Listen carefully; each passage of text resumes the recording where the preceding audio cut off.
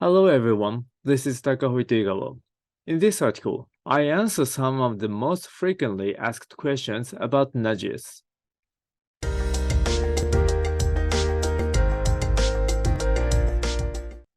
Some people have negative images of nudges, such as brainwashing, taking away the freedom of choice, or cheating people. I can understand why you might associate them in this way. I often think about the nudges I design to see if I am taking away the freedom of choice.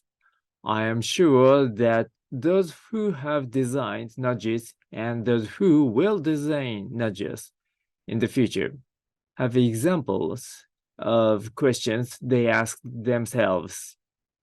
Please feel free to watch the video as it may help answer some of your questions. So let's get started. First, here is a general overview of the content of this video. In this video, I will answer 3 questions. The first question is, do nudges take away our freedom of choice? The second question is, isn't education more important than nudges? The third question is, are nudges about deception? All questions lead to negative impression of nudges. Let me give you the answers first. The answer to these 3 questions is no. I will explain why later. First, before answering the question, let's review what a nudge is. A nudge is any element of the choice architecture that changes people's behavior predictably without prohibiting choices or significantly changing economic incentives. It can also be paraphrased as helping people make choices that make them feel better about their situation. Some people have a negative image of nudging, such as brainwashing, taking away choice, or cheating people, because they perceive it as nudge equals control. I can understand why they associate it that way. I often think about the nudges I design and wonder if they take away freedom of choice.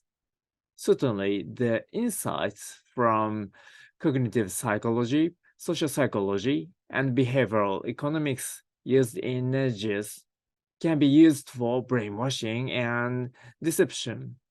On the other hand, nudges aim to move society in a better direction. Using the findings of cognitive psychology and other disciplines to the detriment of society, such as brainwashing and deception, is not a nudge. Gunpowder can be used to make fireworks, but it can also be used to make a murder weapon. In this case, cognitive psychology and other findings are equivalent to gunpowder, and nudges are equivalent to fireworks.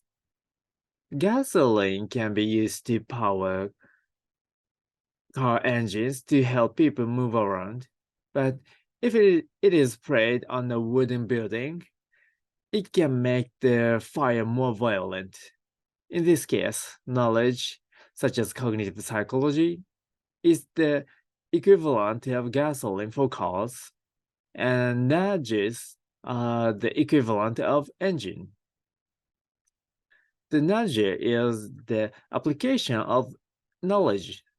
We can use the knowledge of psychology, mechanical engineering, electromagnetism, and the information technology to design and produce air conditioner so that we can live comfortably. By using the knowledge of cognitive psychology, social psychology, and behavioral economics, and information design to create different interface and information, we can easily create better behaviors. Again, Nudges are about how we use knowledge and insight. The reference material for this video is Nudges by Richard Saylor and Cassastain.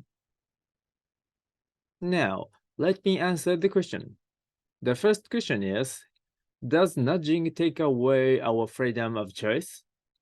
The answer is a resounding no.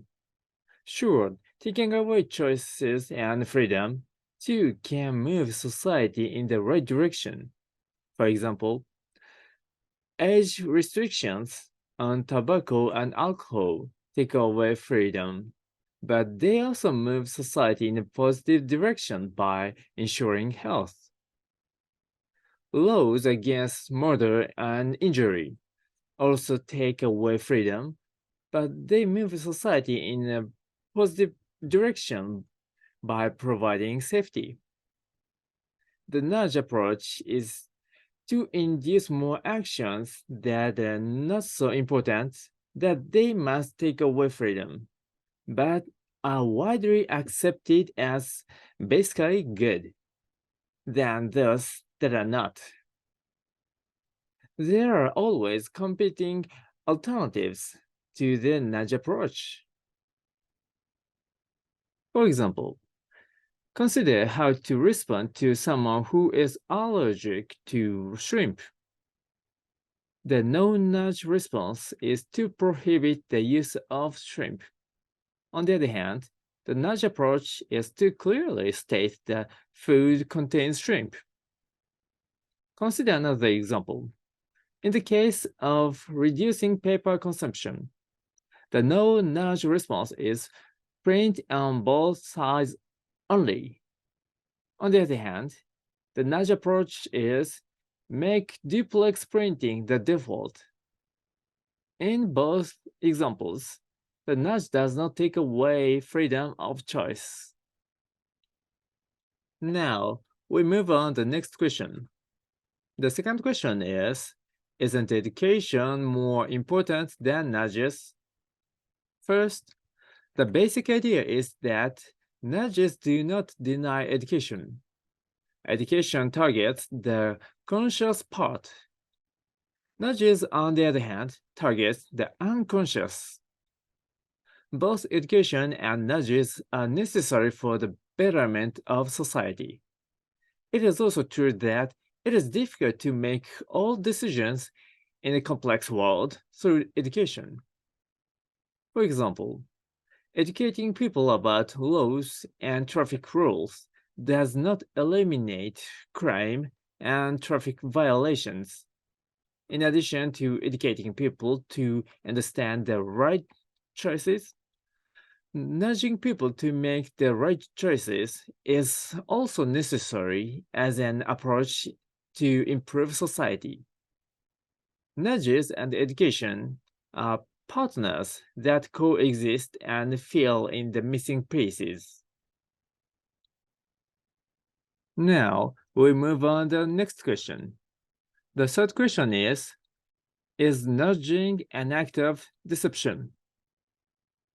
Actions that do not move society in a better direction, such as deceiving, tricking, exploiting, and harming people, are not called nudges.